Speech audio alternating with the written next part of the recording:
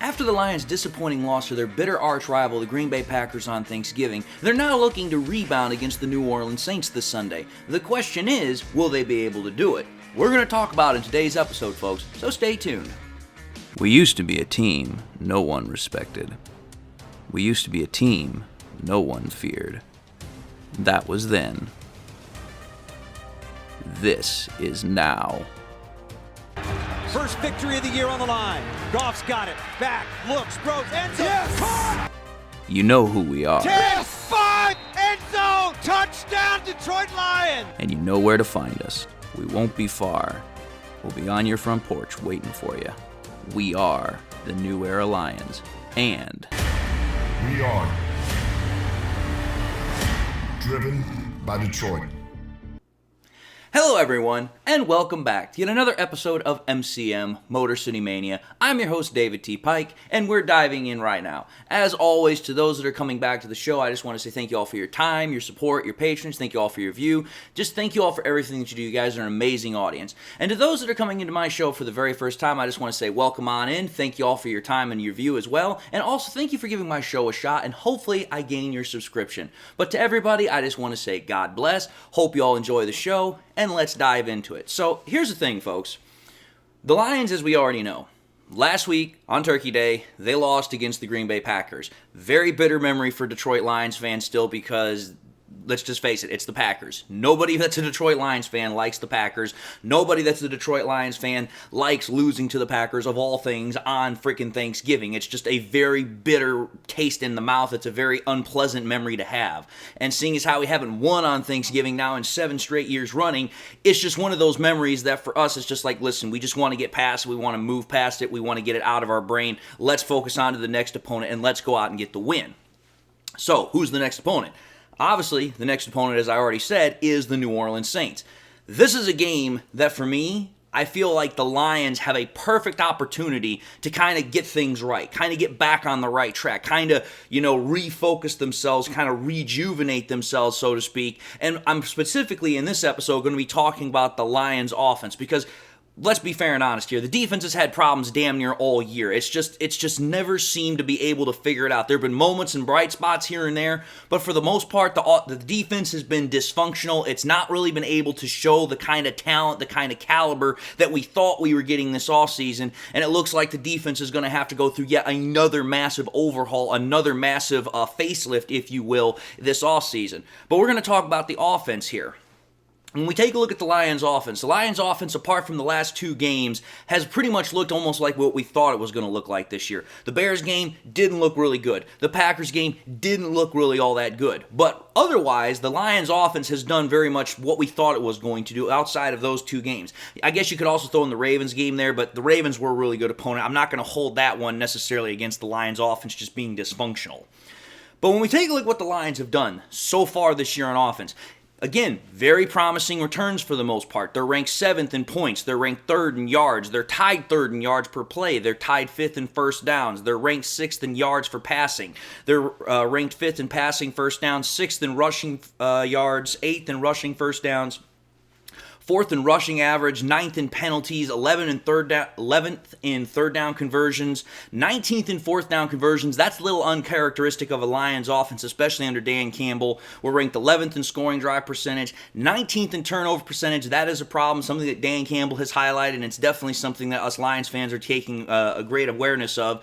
We're ranked 2nd in passes of 20 yards or more. We're ranked 5th in rushing plays of 20 yards or more. We're ranked tied 13th in passes of 40 yards or more. We're tied 2nd in rushes of 40 yards or more, and we are ranked 14th in red zone percentage. Again, for the most part, the Lions offense is doing exactly what we thought it was going to do this year. It's very explosive in terms of getting big chunk plays. It's very efficient in the fact that it's able to consistently pick up a lot of yardage, a lot of points per game.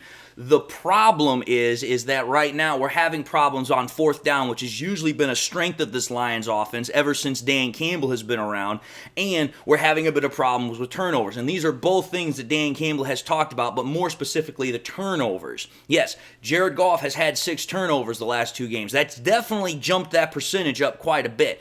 But let's also be fair and honest here. It's not just Jared Goff that's also turned over the ball. We've had fumbles that are not because of Jared Goff. So for me, it's like, listen, I understand Jared Goff has had a lot to do over the last 2 games of jumping up that turnover percentage. But at the same time, let's be fair and honest here. I think that for the Lions, they kind of needed a quote-unquote wake-up call against the Packers to kind of get them back into this mindset of, okay, we got to take care of the ball. We got to be clean with the ball. We can't give the ball up to opposing teams. And this is definitely a team, the freaking New Orleans Saints, that you do not want to give the ball to because they are very good at taking the ball away, which is then going to lead us into the New Orleans Saints defensive stats and rankings.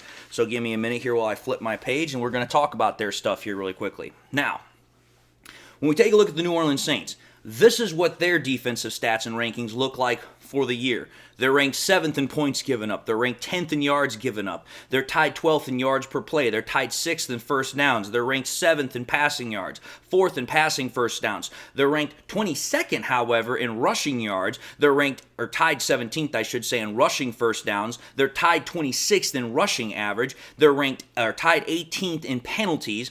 They're ranked 8th in third down conversion percentage, 8th also in fourth down conversion percentage. They're 19th in red zone percentage, 7th in scoring drive percentage, 6th in turnover percentage, tied 13th in sacks. They're ranked 25th in pressure percentage, 20th in blitz percentage, and they are ranked 3rd in missed tackles. So, what does all that mean?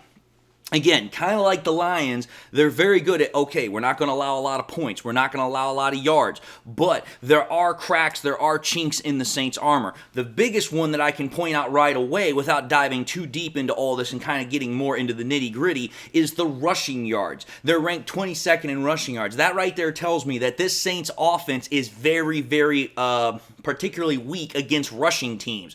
And the one thing we know about the Lions, what they have David Montgomery and Jahmyr Gibbs, is they like to run the ball. So if I am the Lions, running the ball is going to be a high priority this week because it's like, listen, you're going to be in an opposing stadium. It's probably going to be loud to begin with. You're going to want to probably use that running game to kind of quiet down the crowd and also wear out the defense so that way you can start using the passing game to start really picking that defense apart. So that's the first thing I can notice right away for this Saints defense.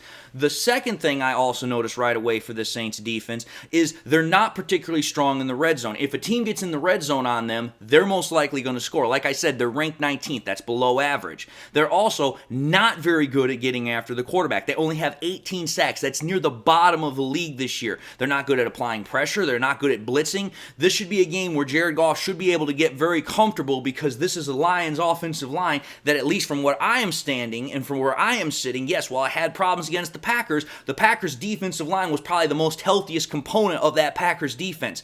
This is not going to really be the case for the Saints. The Saints defensive line is healthy. They just can't really do anything. They still have Cameron Jordan, but they still can't apply any pressure. So for me, it's like Jared Goff should be able to be fine back there in that pocket. He should be able to be kept clean, which means we should have no problems on that front.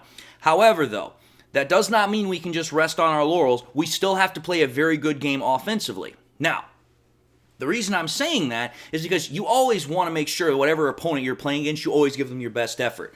But part of the reason why I do this is because I always look deeper. I always go deeper into the stats. I always go deeper into the logic because it's like, okay, when I take a look at these rankings, I know what they mean for my Lions because I watch them every damn Sunday or Thursday, Monday, whatever day they're playing on. But I don't really know as much about the Saints. So I have to go deeper. I have to try and understand what these stats mean since I am not a New Orleans Saints fan. So that's why I started looking a little bit deeper because I'm like, okay, here, it looks like for the overall defense of the Saints, they're pretty good. But I was like, let's take a look a little bit deeper at this. Let's understand something that might change not only how these numbers are, but also why the numbers are the way they are from, times past. And part of the thing that's going to really change that is injury considerations. The first thing I can tell you right now is the Lions, last week when we talked about the injury designations, we only had one, and that was Jonah Jackson. That's not going to be the case this week. Let's understand something here. The Lions, even though they're doing pretty good in the injury department in terms of players that are not missing games that aren't already on IR, and I'm talking like players like C.D. Deuce, I'm talking about players like James Houston, so on and so forth, there are a couple of players that we definitely need to pay attention to as far as information on whether or not they can or will be able to play. And the three players that come to mind immediately are center Frank Ragnow, guard Jonah Jackson, and linebacker Alex Anzalone. I'm going to tell you this right now. Of those three, it only looks like one is likely going to play. And that's because of what Dan Campbell has said, and that's because of what also the injury report has stated. When we take a look at it, Frank Ragnow is probably the only one that's going to be able to play. Yesterday at practice, he was a full participant. That's usually the way it's been. He's usually either limited or does not practice for rest. So for me, it's like, listen, Frank Ragnow should be fine to play, which is good because we need him anchoring that center of the line. But when we talk about Jonah Jackson, we talk about Alex Anzalone, there's almost very little chance that they're going to play, especially for Alex Anzalone, because Dan Campbell literally just said it, I think it was either yesterday or the day before yesterday, that Alex was going to be down for a little while with that injury to his left hand, left wrist. So for me, that's a big loss for this Lions team because Alex Anzalone is the captain, he's the leader, he's the quote-unquote quarterback of the defense, which now means that we have to rely on our very young, very green linebackers in Derek Barnes, Malcolm Rodriguez, and Jack Campbell. And when I say young and inexperienced and green, I'm talking about in comparison to Alex Anzalone. Alex Anzalone's been in the game now for quite a while. All those other guys have only been in for a couple of years, and some of them have only just started. So for me, it's like, that's going to be a little bit of a problem. Those linebackers are definitely going to have to step up. They're definitely going to have to play at a very high level to make up for that loss of Alex Anzalone.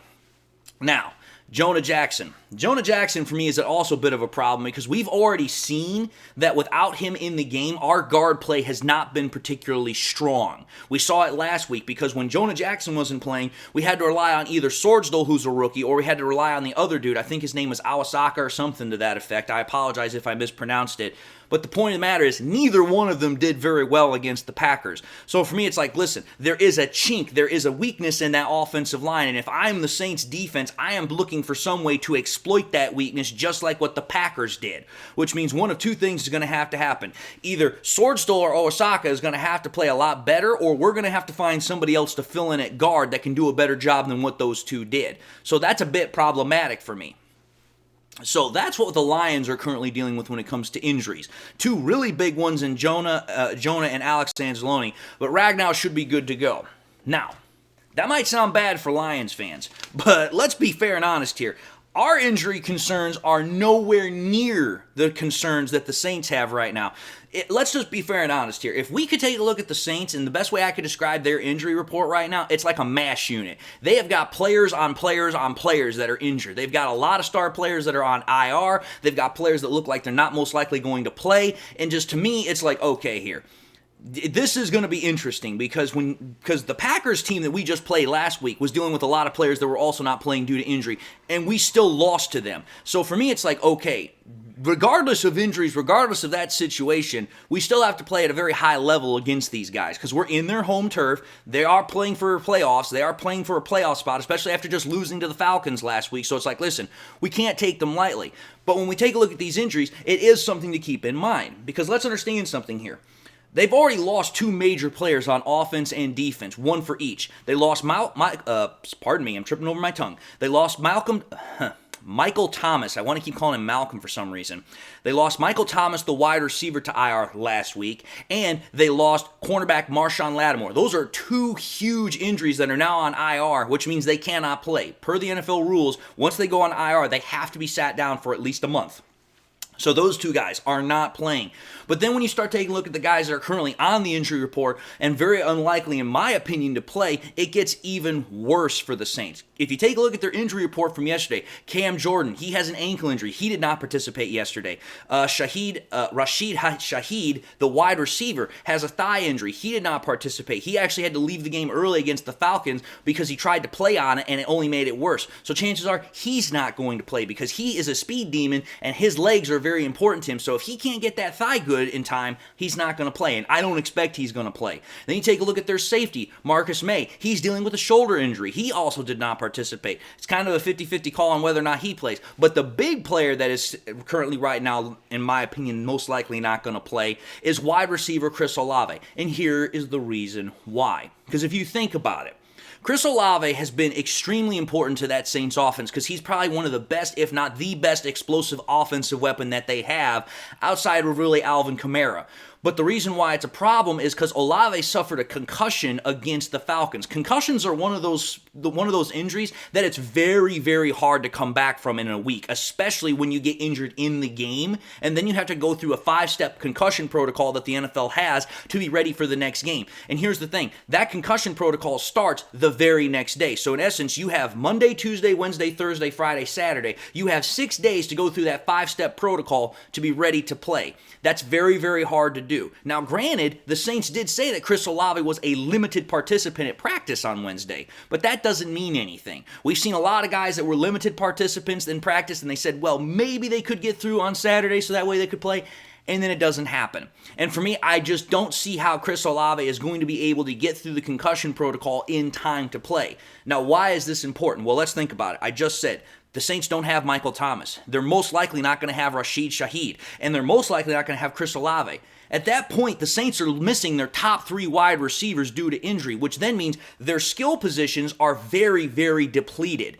And let's be fair here. The Saints offense is not exactly gangbusters. Derek Carr has not played very well this year. He's kind of been very mid, if you get my drift. So without those players on offense, this offense of the Saints is going to have itself a bit of a hard time even going up against the Lions' dysfunctional defense, because it's like, listen, you're missing your 3 top wide receivers.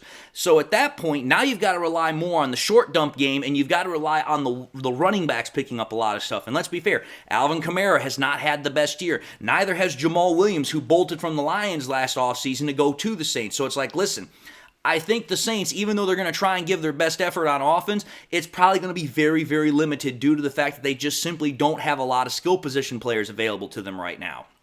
And then when you take a look at the defensive side of things, which was what we're talking about primarily for this episode, no Marshawn Lattimore. That really stings for the Saints because the Saints are going to have to rely on their cornerbacks to hold up in coverage against Jared Goff and this just absolute bevy of wide receivers and offensive talent that the Lions are going to bring. And again, no Marcus May. That means more pressure is going to be put on as well to that Saints defensive secondary. Now, Marcus May could play, maybe not. I don't know. But the point of the matter is the defensive secondary is also hurting just as bad as the offense's skill position players are. The only big-time player, really, that the freaking Saints have left that is fully healthy is the Honey Badger, and that's Tyrann Mathieu. And I hope I pronounced that right. I may have misquoted it, whatever, but I do apologize. Matthew's the only guy that they got left. So for me, it's like, hey, you have to make sure that you're keeping account of what is going on here for the defense of the New Orleans Saints if you're the Lions offense. So again, the Saints are coming into this game pretty banged up, which should provide a good opportunity for the Lions, again, like I said, to get back on the right track. Now, I'm going to say this really quickly here. When we also keep in consideration of the Saints defense, because again, the Saints defense looks particularly scary, like I just said, but we have to keep something in consideration here. The only thing they look scary on is their pass defense. Their rush defense is not that scary. In fact, it looks pretty timid, pretty weak. But then I started asking myself, I was like, wait a minute here, who of the Saints really played that's a really good team as far as quarterbacks are concerned? Because I started taking a look at the Saints' schedule for this year. It ain't pretty when it comes to playing against quarterbacks. Take a look at this, folks. The Saints have played the Titans, the Panthers, the Packers, the Bucks, the Patriots, the Texans, the Jaguars, Colts, Bears, Vikings, and Falcons. Now, I don't have to necessarily name all the starting quarterbacks, but just for this point and purpose, I will. The starting quarterback for each one of those teams were as such. Ryan Tannehill, bad quarterback. Bryce Young, he's a rookie. Jordan Love, he's an okay quarterback. Baker Mayfield, okay quarterback. Mac Jones for the Patriots, bad quarterback. C.J. Stroud, he's looking to be a good quarterback, but still a rookie. Trevor Lawrence for the Jaguars, he's a good quarterback. Gardner Minshew for the Colts because their starting rookie was out with injury. He's an okay quarterback. The Bears quarterback, Tyson Bagent, he's a rookie, but he looks like he's going to be a journeyman most likely. Vikings, Josh Dobbs, he's an okay quarterback. Falcons, Desmond Ridder, not exactly a good quarterback. He's kind of whatever. But here's when you take a look at all those names I just mentioned, there's only one really good quarterback that the freaking Saints have played against in the entirety of their schedule, and that's Trevor Lawrence. And in that game, Trevor Lawrence threw for over 200 yards, 1 touchdown, no interceptions. And that was actually a pretty good game because all the other quarterbacks that the Saints have pretty much played against, they've absolutely destroyed for the most part. But here's the other thing I want to point out here. If you take a look at all 3 of those guys that I just mentioned, pretty much, They've played against, if I recall correctly, they've played against 3 rookies this year. That's definitely going to help out a defense because you're playing against rookie quarterbacks that usually don't do very well their rookie year. The only exception would probably be C.J. Stroud. But then on top of that, think about this. Dobbs, backup quarterback. Bagent, backup quarterback. Minshew, backup quarterback. Over the last 4 or 5 weeks, they've played against 3 backup quarterbacks to only 2 starting quarterbacks. That's very interesting. Furthermore, it's been over a month since the freaking Saints have played against a good quality caliber starting quarterback, and that was in Trevor Lawrence. Mind you, they lost to the Jaguars in that game too. So if you think about it here, until the freaking Saints played against Desmond Ridder on Sunday, who is now the official starter again after getting benched for a little bit, the Saints have not gone against a starting caliber quarterback in quite a while. They have not gone against anything but backups for the previous 3 weeks on top of that. So for me, it's like, okay here. Where have I heard this before? I've heard a similar claim that I made about it with the freaking San Diego Chargers because I was like, hey, the San Diego Chargers, you take a look at their defense, they look pretty good on defense. But then I started doing exactly what I'm doing right now, and I pointed out that they haven't really played a whole lot of good teams, and then we go out against the San Diego Chargers, and our offense just lights it up against them. That's the whole point I'm trying to get at here. My final analysis with the passing defense of the Saints is this. They've gone against a whole lot of really bad quarterbacks that have not really been able to do anything against them. When they have gone against good quarterbacks, it has usually resulted in them losing because the only good quarterbacks, or the best quarterbacks, I should say, that the Saints have played against is Trevor Lawrence, Baker Mayfield, and C.J. Stroud. One of them's a rookie, one of them's an average quarterback, and the only one that is an actual good quarterback is Trevor Lawrence. That means that the Saints have not really had to go against some really good quarterbacks this year. And let's be fair and honest here. The Saints are in probably the weakest division of football this year, which doesn't have a whole lot of good quarterbacks in it. So that's probably part of the reason why. Now, to finish this whole thing up, because that right there was me showing how I think Jared Goff and this Lions offense through the air should do well. Let's just further delve into that really quickly before I end this thing.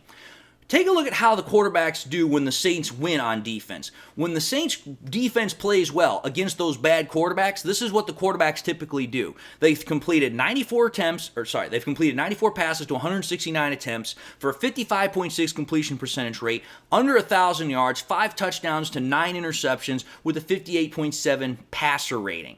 So, in games that the Saints win, they're able to do very, very well against bad quarterbacks. But when the Saints lose, which is usually against quarterbacks that are just above average or really good, aka Trevor Lawrence, this is what the result is. 103 completions to 166 attempts for 62 completion percentage rate, 1,176 yards, 8 touchdowns to 3 interceptions, a 91.8 passer rating. That's a huge difference, folks. That is a massive difference. It pretty much means this, that when quarterbacks that are good or at least average play against the freaking, Saints, there's more likely a chance that they're going to win because the Saints have just simply not gone against good quarterbacks. And with their rushing defense already being bad as it is, that is a perfect storm. Like I said, a perfect opportunity for this Lions offense to really do some damage against the Saints. The Saints defense is banged up just like the Saints offense. The defense of the Saints is not good against the run, and they haven't gone against really good quarterbacks this year in terms of the pass. So for me, I realistically think that the Lions offense should do very, very well against the Saints, regardless of what the statistics show. Because again, you take a look at the 5 losses that the Saints have had this year and the quarterbacks they played when they lost against it. Trevor Lawrence, Baker Mayfield, Jordan Love, C.J. Stroud, Josh Dobbs. Except for Trevor Lawrence, the rest are either journeymen, they're average quarterbacks, or they're rookies.